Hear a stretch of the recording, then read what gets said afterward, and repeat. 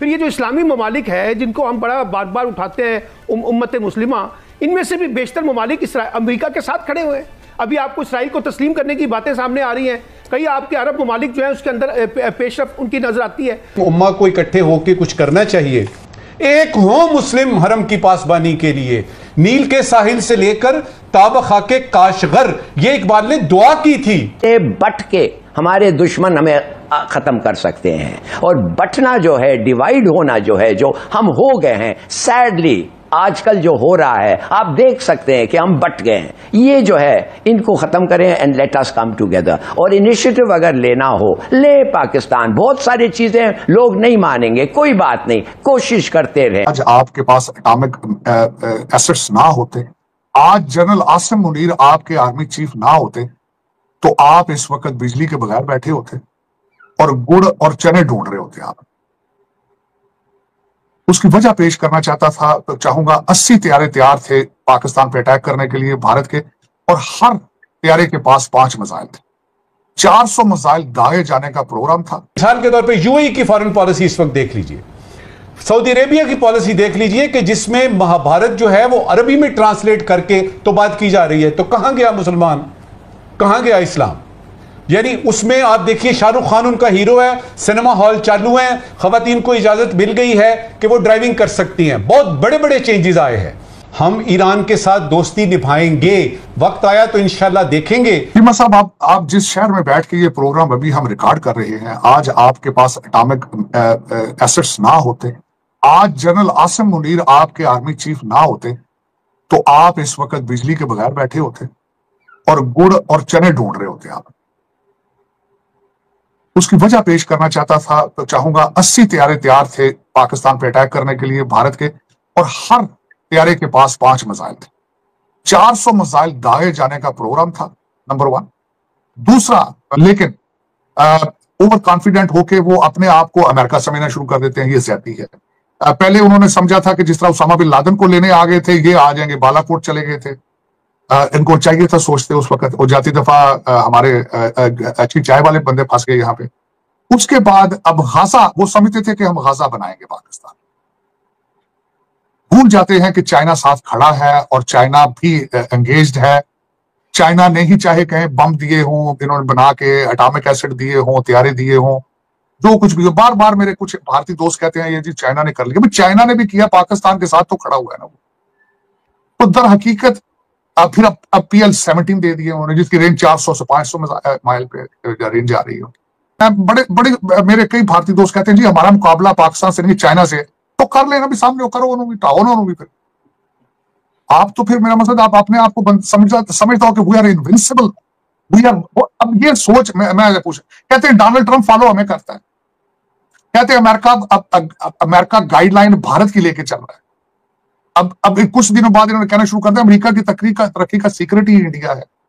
मैं मानता हूं ये बात आपकी कि आपका डायस्पोरा यहाँ पे पढ़ा लिखा आता है, लेकिन वो अमेरिकन हो जाते हैं आपको। बल्कि इस वक्त आप जरा गौर से देखिएगा, यहाँ पे जितने भारतीय निजात कांग्रेसमैन है, majority they are not aligned with Indian policy, बल्कि वो क्रिटिसाइज करते हैं बार बार, because they are born here American, और उनका मुस्तकबिल अमेरिका के साथ है। पर हकीकत ये जो पॉलिसी एग्रेशन की, बुली करने की, वन साइडेड, कि दुनिया हमारे कदमों में चले, हमारी मर्जी पे चले, किसी कंट्री को भी ये सूट नहीं करती। नमस्कार दोस्तों, स्वागत है आपका एक नए वीडियो में। पाकिस्तान की जो मीडिया है, पाकिस्तानी है, ये अपने आप को पूरी दुनिया का मुसलमानों का ठेकेदार मानते हैं। हिलाली जो है, इसका ये मानना है कि पूरी दुनिया के जो मुस्लिम ममालिक देश है, करीब 57-58 जो देश है, इनको एक हो जाना चाहिए, नहीं तो पूरी दुनिया में मुसलमानों के खिलाफ जो आक्रोश है, उस आक्रोश में ये सारे मारे जाएंगे। ये इनका तथ्य इसलिए सामने आया कि कुछ समय पहले भारत ने इनको, पहलगाम का इन्होंने अटैक किया था, हमारे पहलगाम में अपने यहाँ से आतंकवादियों को भेज के निर्दोष हिंदुओं की जान ली थी। अब उसके बाद इजराइल ने ईरान के ऊपर हमला कर दिया है, उधर सीरिया, इराक सब त्रस्त है ही। अभी जो ये नया एक युद्ध का मोर्चा खुल गया है इजराइल और ईरान का, उसमें काफी डर गए कि कहीं ऐसा ना हो, भारत के प्रधानमंत्री बोल ही चुके हैं कि हमारा ऑपरेशन सिंदूर अभी खत्म नहीं हुआ है, तो कहीं ऐसा ना हो कि भारत पाकिस्तान के ऊपर ही हमला कर दे। तो सारे मुस्लिम देशों को एक हो जाना चाहिए, नहीं तो मारे जाएंगे। हिलाली और बाकी पाकिस्तान की जो कमर चीमा, बाकी पाकिस्तानी मीडिया कर्मी है, ये आपस में बात कर रहे हैं, चर्चा कर रहे हैं। चलिए वीडियो देखते हैं और मैं मिलता हूँ वीडियो के अंत में। और फिर अपनी टर्म्स पे चलना, और वो भी दुनिया की अभी तक सोल सुपर पावर अमेरिका है, इसमें कोई शक नहीं। लेकिन ये सोच लेना कि ये भी हमसे पूछ के चलें, इट इज डोनाल्ड ट्रंप के पीरियड में ये नहीं होगा। हो सकता है वो जो बाइडेन जैसा कोई इस तरह का लंगड़ा लूला प्रेसिडेंट आ जाए तो हो सकता है वो आपके साथ चलने के लिए तैयार हो जाए, लेकिन डोनाल्ड ट्रंप जब तक वो है वो आपके साथ अपनी टर्म्स पर चलेगा, आपकी टर्म्स पर। मेरे ख्याल में हमें कुदरती एक ज़बरदस्त किस्म का मौका है कि ये जो OIC है, ये जो इस्लामिक उम्मा है, ये जो मुल्क हैं हमारे इर्द गिर्द और भी जगह जिधर भी हैं वो, ये अगर एक दफ़े इकट्ठा हो जाएं और हो सकते हैं, ये एक इतना बड़ा ज़बरदस्त शील्ड हो सकता है। इसके लिए चलिए बैठ लें और ये हम लेट्स कम टुगेदर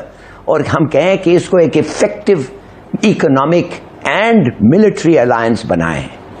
किसी को कोई डाउट ये नहीं होना चाहिए, इस पे शक और शुबा नहीं होना चाहिए कि ये हम कुछ चीज़ को एक वेपनाइज कर रहे हैं। नहीं, हम एक चीज़ को इकट्ठा कर रहे हैं, इकोनॉमिक एंड मिलिट्री अलायंस। पहले इकोनॉमिक, जब इकोनॉमिक होगा फिर हमारे पास वो सस्टेनेंस होगी कि हम इसको translate it into a powerful alliance. और पावरफुल के लिए ना सिर्फ अपनी टेक्नोलॉजी, बाहर से भी चीज़ें आने वाले। तो ये एक मेरे ख्याल में अगर हम इस पे शुरू करें, और ये जो हुआ है, मैंने देखिए आसिया अलायंस जो है वो कल्चरल है, रिलीजियस है, इकोनॉमिक है और मिलिट्री है। ये सब चीज़ें हमें इस पे काम करना चाहिए। मेरे ख्याल में अगर हम ये ना करें तो अकेले बट के हमारे दुश्मन हमें ख़त्म कर सकते हैं। तो इजराइल के स्टेक अरब मुल्कों के साथ क्या है? इजराइल का 2000 तकरीबन एक दिहाई पहले 2005 तक तकरीबन 5 से 6 बिलियन सिर्फ एक्सपोर्ट थी दुनिया में। सिर्फ वो बढ़कर 2020 में 8.3 बिलियन हो गई थी। मिलिट्री हार्डवेयर की मैं बात कर रहा हूँ, सिर्फ 8.3 बिलियन हो गई थी दुनिया कुछ एक्सपोर्ट करता था। 2024 में ये तकरीबन 15 बिलियन हो चुकी है। 15 बिलियन में से तकरीबन आधी जो है वो इंडिया उसका कस्टमर है, और 25% यानी चौथा हिस्सा अरब मुल्क खुद कस्टमर है इजराइल के।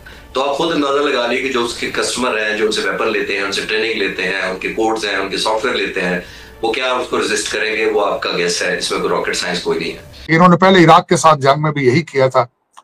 आधी नस्ल तबाह करवा रही थी, वेस्टर्न उनके टूल बन जाते थे, चाहे सदाम हुसैन बनता था, चाहे ये बनते थे, लेकिन अपने माओ के बच्चे मरवा लेते हैं इस चीजों में।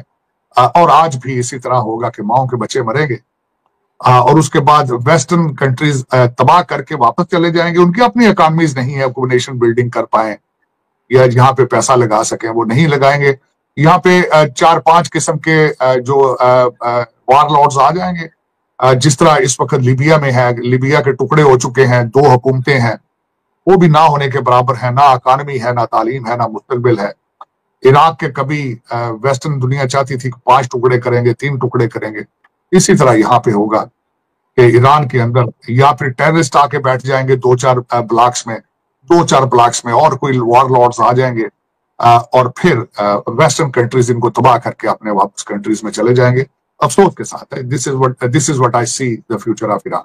दोस्तों देखा हमने वीडियो कैसे पाकिस्तानी हिलाली कमर चीमा आपस में चर्चा कर रहे हैं, बातचीत कर रहे हैं कि अगर ये मुस्लिम ममालिक देश एक ना हुए तो ये जो दुनिया में जो मुसलमानों के खिलाफ आक्रोश हो गया है, इस आक्रोश में ये सारे मुस्लिम देश मारे जाएंगे, मतलब पूरी दुनिया के जो मुसलमान वो मारे जाएंगे। लेकिन ये इस बात के ऊपर चर्चा नहीं कर रहे हैं कि पूरी दुनिया में जो आतंक का जो एक पर्याय है वो मात्र पाकिस्तान है। पाकिस्तान अपने यहाँ पे आतंकियों को प्रोड्यूस करता है और पूरी दुनिया में आतंकवाद फैलाने के लिए भेजता है। इस बात को एक्सेप्ट नहीं कर रहे हैं।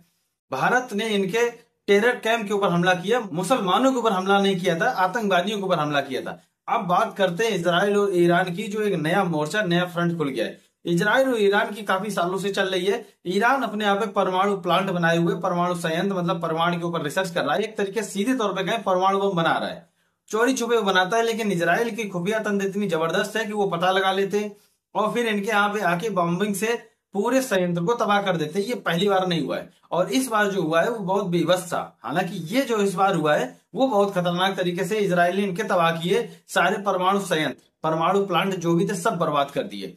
तो इजराइल के ऊपर ईरान बहुत ज्यादा खफा हो गया, बहुत ज्यादा नाराज हो गया और एक साथ में 200 के करीब मिसाइलें दाग दी इजराइल के ऊपर। अभी उसकी रिपोर्ट नहीं आई है कि कितना नुकसान, कितनी क्षति हुई है इजराइल को। पाकिस्तान की जो मीडिया है वो इस बात के ऊपर चिंतित है कि पूरी दुनिया में मुसलमानों को टारगेट किया जा रहा है और अगर ये मुसलमान देश एक ना हुए, सारे मुस्लिम ममालिक देश एक ना हुए, तो काफी मुश्किलों का सामना करना पड़ सकता है भविष्य में। तो बाकी दोस्तों आप लोगों ने पूरा वीडियो देखिए, कैसे पाकिस्तान की मीडिया चीख रही है, बौखला रही है और भारत के ऊपर जहर घोल रही है। अगर आपने चैनल नहीं सब्सक्राइब किया तो कृपया चैनल सब्सक्राइब करें, वीडियो को लाइक करें, वीडियो शेयर करें। मिलता है नेक्स्ट वीडियो में, तब तक के लिए जय हिंद, वंदे मातरम।